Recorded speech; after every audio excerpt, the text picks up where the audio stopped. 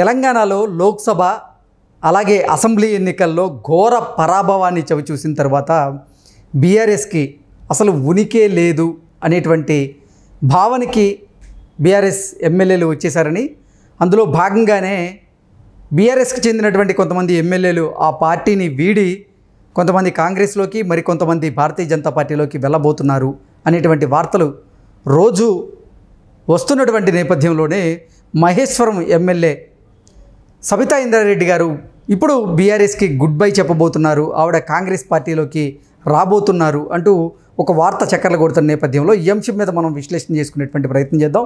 ప్రస్తుతం మనతో పాటు ఉన్నారు తెలుగుదేశం పార్టీ అధికార ప్రతినిధి సూర్యదేవర్ లత గారు. లత గారితో మాట్లాడదాం. లత గారు నమస్తే అండి. నమస్తే.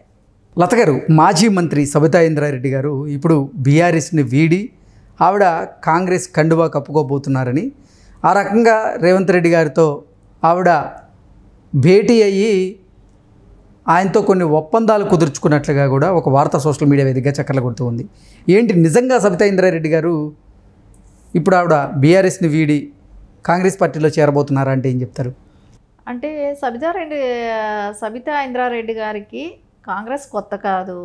ఆవిడ గతంలో అక్కడ మినిస్టర్గా చేసిన ఆవిడ. సరే, అవకాశ రాజకీయాలు అనేది అందరికీ ఉంటాయి కాబట్టి అంటే అక్కడ ఆకర్షించాడు అప్పుడు కేసీఆర్ గారు. సో ఆయన ఏంటి, అన్ని ఆ పార్టీ వాళ్ళని ఈ పార్టీ వాళ్ళని అందరినీ తీసుకొని వాళ్ళకి మినిస్టర్స్ ఇస్తామని ఆశ చూపి సో ఆయన తీసుకున్నదే. సో ఇప్పుడు అలా వచ్చిన వాళ్ళు అలా వెళ్ళిపోకుండా ఎలా ఉంటారు? సో వాళ్ళు అవసరానికి వచ్చారు, నువ్వు అవసరానికి తీసుకున్నావు, నీ పుట్టి మునిగిపోయింది ఇక్కడ. సో నీది ఇంకా తేలే పరిస్థితి కూడా కనపడలా. ఈ మొన్న ఎలక్షన్ వరకు చూశారు, ఏమైనా ఎంపీ ఎలక్షన్లో ఏమైనా పడుతుందా ఓట్లు, ఏదైనా ఒక సీటు 2 సీట్లు వస్తుందా అని కూడా చూశారు.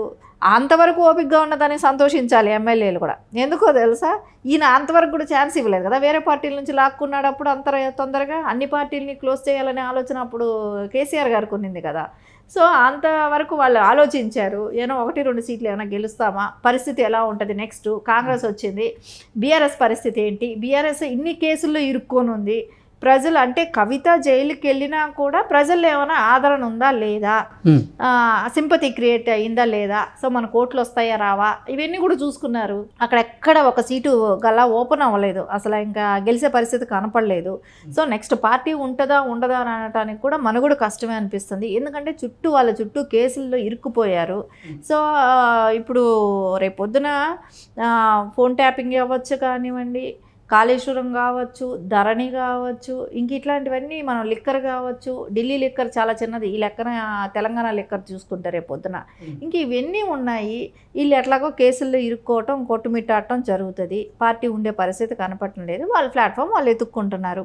సో ఇట్లా ఉన్న కేసీఆరే కూర్చుంటే లేవలేని పరిస్థితిలో ఉన్న పార్టీనే నేను పార్టీని ఎప్పుడైనా కూల్చేస్తాననే ఒక పిచ్చి వాగుడు వాగుతున్నాడు కేసీఆర్ గారు.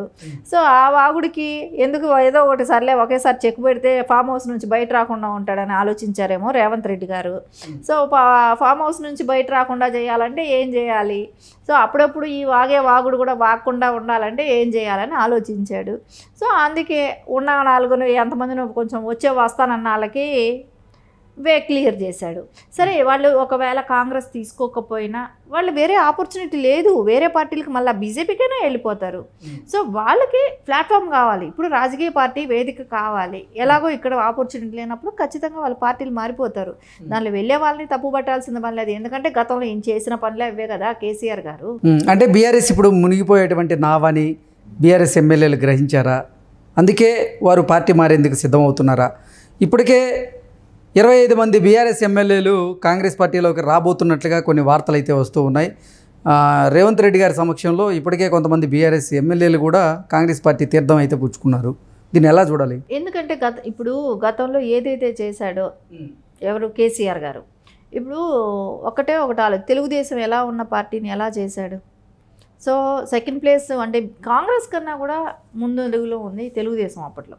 సో ఓట్ పోల్ అయిన శాతం కూడా తీసుకుంటే మేము ఇచ్చామన్న కాంగ్రెస్కి అంటే వాళ్ళే అప్పుడు డివైడ్ చేసింది, స్టేట్ డివైడ్ చేసిన వాళ్ళు కాబట్టి అయినా వాళ్ళను కూడా ఆదరించకుండా తెలుగుదేశాన్ని ఆదరించారు. సో ఆదరించినప్పుడు ఎక్కడ భయపడ్డాడు, ఎవరు ఎక్కువ అపోజిషన్ అని భయపడ్డాడు కేసీఆర్? తెలుగుదేశాన్ని అపోజిషన్ అనుకున్నాడు, తెలుగుదేశాన్ని టార్గెట్ చేయాలనుకున్నాడు. తెలుగుదేశంలో ఉన్న ఎమ్మెల్యేలందరినీ తీసుకెళ్ళిపోయాడు. ఆ రోజు 16 మంది ఎమ్మెల్యేలను తీసుకెళ్ళాడు. తర్వాత టర్మ్లో 2 ఎమ్మెల్యేలు గెలిస్తే వాళ్ళని తీసుకెళ్ళాడు. వచ్చిన అధ్యక్షులందరినీ కూడా తీసుకెళ్ళాడు. సో ఇలాంటివన్నీ చేసినప్పుడు ఈరోజు తప్పెలా అవుతుంది? నువ్వు చేసినవే కదా, నువ్వు ఒక పార్టీని ఎలా నిర్వీర్యం చేయాలని నువ్వు చూసావు కాబట్టి ఈరోజు నీకు అదే అనుభవిస్తున్నావు. నువ్వు ఏ పార్టీలనైతే నువ్వు ఏ పార్టీలో నుంచి నీకు పుట్టగతులు అంటే నీకు ఏ పార్టీ అయితే నీకు రాజకీయ భిక్ష పెట్టిందో ఆ పార్టీల్ని నిర్వీర్యం చేయాలని చూసావు. వాటి మీద తప్పుడు నిందలు అంటే ఏంటి, తెలంగాణకి వ్యతిరేకమని ఒక ప్రచారం చేశాడు తెలుగుదేశం అంటేనే. కానీ అది కాదు కదా. తెలుగుదేశం పార్టీ అధ్యక్షుడిగా ఉన్న నారా చంద్రబాబు నాయుడు గారు లెటర్ ఇస్తేనే తెలంగాణ అనేది వచ్చింది. సో ఆ రోజు అపోజిషన్ గట్టి అపోజిషన్ ఏ పార్టీ? తెలుగుదేశం పార్టీ. కాంగ్రెస్కి అపోజిషన్ ఎక్కడుంది? స్టేటు. అప్పుడు జాయింట్ స్టేట్లో తెలుగుదేశం లెటర్ ఇస్తే వచ్చింది తెలంగాణ. కానీ నువ్వు ఆ రోజు ఏమన్నావు? తెలంగాణలో తెలుగుదేశం పార్టీని బూచిగా చూపెట్టి నువ్వు పార్టీని నిర్వీర్యం చేయాలని చూసావు. కానీ ఈరోజు తెలుగుదేశం క్యాడర్ అలాగే ఉంది.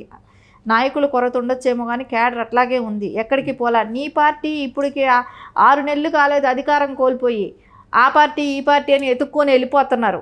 కార్యకర్తల దగ్గర నుంచి నాయకుల వరకు వెళ్ళిపోతున్నారు. సో నువ్వు ఆలోచించు. ఈరోజు తెలుగుదేశం పార్టీ 20 సంవత్సరాల అపోజిషన్లో ఉన్నా గట్టిగా నిలబడే ఉంది. ఇక్కడ పార్టీ ఉంది, కానీ నీ పరిస్థితి అదిగా లేదు. కానీ నువ్వు ఏదైతే చేసావో, ఏదైతే నువ్వు ఒక రాజకీయంలో ఒక దారి ఏదైతే చూపెట్టావో. రేవంత్ రెడ్డిని ముఖ్యమంత్రి పదవి నుంచి దించేందుకు కొంతమంది కుట్రలు పన్నుతున్నారని కొన్ని వార్తలు వస్తున్న నేపథ్యంలో రేవంత్ రెడ్డి ఒకంత భయానికి లోనయ్యారని, అందుకే తన ప్రభుత్వాన్ని తన పార్టీని కాపాడుకునేందుకే తాను బీఆర్ఎస్ నుంచి 25 మంది ఎమ్మెల్యేలను కాంగ్రెస్ పార్టీలో చేర్చుకోబోతున్నారు అంటూ కొన్ని వార్తలు అయితే వస్తున్నాయి. అలాగే రేవంత్ రెడ్డి మంత్రివర్గంలో కూడా కొన్ని చీలికలు వచ్చాయి. కొంతమంది బయటికి వెళ్ళేటువంటి అవకాశం ఉంది. అందుకే ఎక్కడ ప్రభుత్వం కూలిపోతుందో అనేటువంటి భయంతోనే రేవంత్ రెడ్డి గారు ఇప్పుడు బీఆర్ఎస్కి చెందిన 25 మంది ఎమ్మెల్యేలను కాంగ్రెస్ పార్టీలోకి ఆహ్వానిస్తున్నారు అంటూ కొన్ని వార్తలు వస్తున్నాయి. అసలు ఏం జరుగుతుంది అంటే ఇప్పుడు ఇవంతా రూమర్ అవ్వచ్చు, ఒకవేళ నిజమే కూడా అనుకుందాం, మీరు చెప్పింది కూడా నిజమే అవుతుందేమో అని అనుకుందాం. సో అక్కడ ఎప్పటి నుంచో వచ్చేస్తానన్న ఎమ్మెల్యేలు ఉన్నారు కదా బీఆర్ఎస్ నుంచి, వాళ్ళు ఇప్పుడు కాదు, ఎప్పుడూ గెలిచిన దగ్గర నుంచే మారిపోవటానికి ప్రిపేర్ అయ్యారు. సో వాళ్ళు అక్కడ అట్లా ఆగారు. సో వాళ్ళు గేట్లు తెరిస్తే వచ్చేస్తారని గతంలోనే చెప్పారు రేవంత్ రెడ్డి గారు. సో ఇప్పుడు ఆ గేట్లు ఓపెన్ చేశాడు.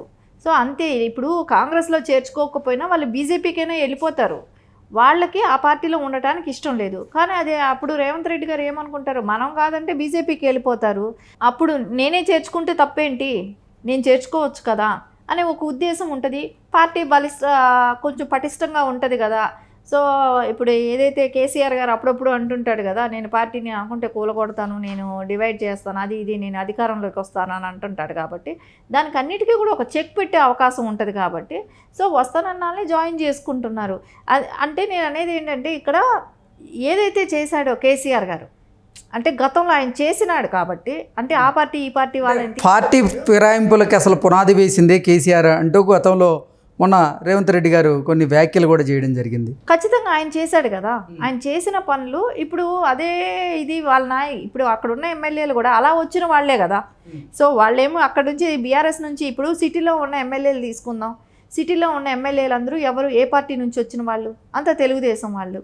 సో తెలుగుదేశం ఎమ్మెల్యేలు వాళ్ళు అలా వచ్చిన వాళ్ళే కదా. తెలుగుదేశం బీఫామ్ తీసుకుని గెలిచి వాళ్ళు బీఆర్ఎస్కి వెళ్ళిన వాళ్ళు కదా. సో అలాంటి వాళ్ళందరూ ఇప్పుడు రేపు పొద్దున మళ్ళీ వేరే పార్టీని చూసుకుంటారు. అంటే నువ్వు ఏదైతే నేర్పించావో అది వాళ్ళు చేస్తున్నారు. దానిలో వాళ్ళని తప్పు పట్టాల్సిన పని లేదు కదా. నువ్వు ఇప్పుడు బాధపడటానికి ఏమీ లేదు. నువ్వు నేర్పిన విద్య నీరదాక్ష అని ఖచ్చితంగా అదే జరుగుతుంది. సో అసలు బీఆర్ఎస్లో ఎవరు మిగలరంటారా? మిగిలే అవకాశం అయితే లేదు. ఎందుకంటే పార్టీ నిలబడుతుందనే నమ్మకం కూడా లేదు. ఎందుకంటే ఆ లీడర్షిప్ క్వాలిటీలు వాళ్ళకి ఏంటంటే ఆ తాత్కాలికమైనది. ఇప్పుడు నారా చంద్రబాబు నాయుడు గారు ఆలోచన విజన్ ఏంటంటే ఆయన లాంగ్గా ఆలోచిస్తారు, ఫ్యూచర్ గురించి ఉంటుంది. పార్టీ శ్రేయస్ కూడా అదే రకంగానే ఆలోచిస్తారు. ఎప్పుడు కూడా కేసీఆర్ గారి ఆలోచన విధానం ఎట్లా ఉంటుంది అంటే ఆ రోజుకి ఆ రోజు తిట్టామా, ఆ రోజుకి ఆ రోజు మాట్లాడామా, ఆ రోజుకి ఆ రోజు చేసామా అన్నట్టు ఉంటుంది. అది ఏంటంటే తాత్కాలికంగా జరిగే పని ఎప్పుడు ఎలాగ ఉంటుందో ఆ పూటకి ఆ పూటే. సో ఇప్పుడు అది లాంగ్గా నిలబడే ఆలోచన అయితే లేదు. ఏదైతే తెలంగాణ సెంటిమెంట్ అన్నాడో అది నిర్వీర్యం అయిపోయింది. ఇప్పుడు తెలంగాణ సెంటిమెంట్ ఎవరికి కావాలి? తెలంగాణ స్టేట్ వచ్చింది, అందరూ బాగున్నారు, తెలంగాణ అభివృద్ధి చెందింది, అభివృద్ధి చెందుతూ ఉంది కూడా ఇంకా. సో ఇప్పుడు అవసరం ఏంటి? ఇప్పుడు తెలంగాణ అవసరం కాదు, అభివృద్ధి అనేది అవసరం. ఈ కళ్ళబుల్లి మాటలు నమ్మే అవకాశం అయితే కూడా లేదు ప్రజలకి. ఇప్పుడు కుట్ర అనేది ఎక్కడ స్టార్ట్ చేశాడు కేసీఆర్? ఆయన సొంత కుటుంబం బాగుపడటం కోసం చేశాడు. అది ప్రజలు అర్థం చేసుకున్నారు కాబట్టి ఇంకా ఖచ్చితంగా బీఆర్ఎస్ అనేది ఉండదు, తుడిచిపెట్టుకుపోద్ది.